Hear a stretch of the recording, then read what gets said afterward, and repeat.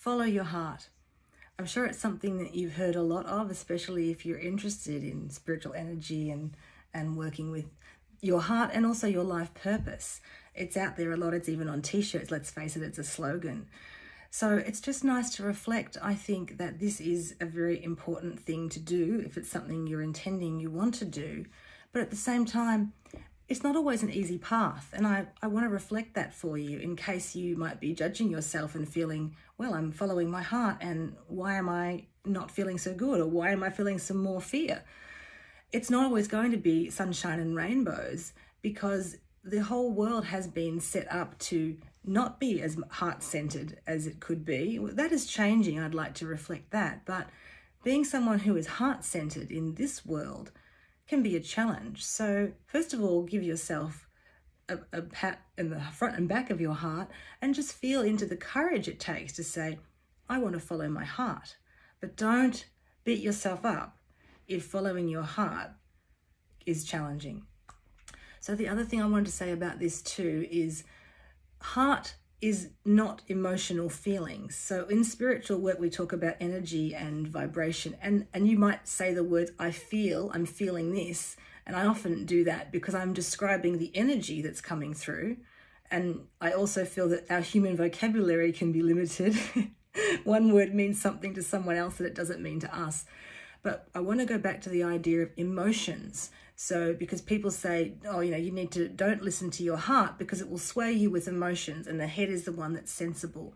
But we're talking about following our heart is listening to our inner wisdom and going beneath the ocean of the mind and the emotion and feeling into that sort of vast inner spaciousness, which is almost a feeling of peace and rightness, which says, like an ancient wisdom and a calmness of, this is what my heart is saying.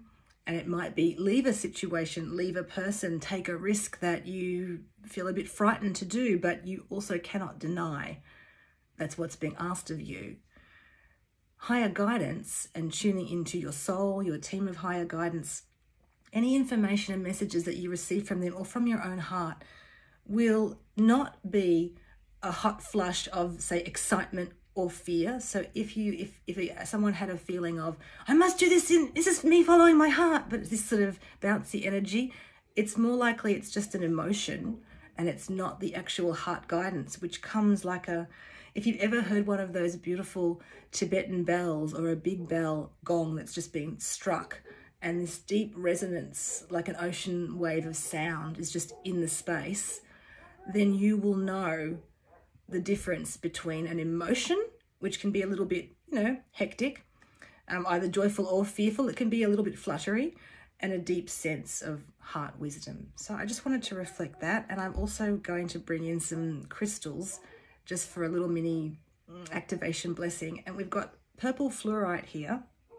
So I want to use this to connect higher mind. And we're actually sort of just going even above, like between crown at the top of the head, and also the idea of bringing in the inner part of the brain and pineal gland. So we want to connect higher mind to heart. So you could just breathe in here and you can allow a point of light just right in the hairline there that sort of stretches out across the top of the skull. And then we just work with heart, with the rose quartz, and you have here flower of life. And if you could just breathe for a minute, and we allow a point of light in the heart and a point of light here at the top of the head. And just intend or allow sort of these streams of light to connect heart and higher mind, and start to allow you to really feel into this connection between the two of them, because higher mind is where the spiritual guidance lands and comes through the heart as that. It's like you become a compass, or sort of you can feel where you're pulled to go. This is where the passions bring us online. Our heart says, I don't know why, but I need to be over here doing this. So just pretend, imagine, allow that you can feel some maybe warmth or energy in your heart, and also coming through a line up here into the top of the head and coming back down. And you can breathe that through higher chakras, and just allow your heart and this space here at the top of the head to receive this unity. So saying that I follow my heart it's a big deal, okay? And it's great that we can all wake up to this and be wanting to be more compassionate, but we also have to have compassion for ourselves when the following the heart journey asks something of us that really it can feel like we're being stretched. So we know we need to do it and we feel the rightness of it, but part of the human part needs to say, I really feel like that's a lot. So that's what I wanted to share today, just this energy, and reflect to you that it's a wonderful thing to say follow the heart, but you can go beneath the emotional understanding of that into this spaciousness within, and really just trust that having the feeling of wanting to do it is enough to make yourself magnetic to opportunities to follow your heart. And even if they seem difficult, but if you feel that rightness, then you can trust that you have all that you need with you to accomplish what you're being asked to do. And many times you'll be asked not to know the next step, but just to take the next forward movement, the action, or perhaps the inaction. That's the other thing I want to say. Sometimes following the path of the heart requires a lot of inaction and the patience to allow the divine timing to arise for following the heart.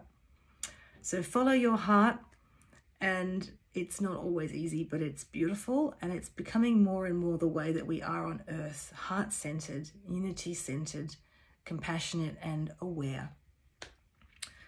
That's all.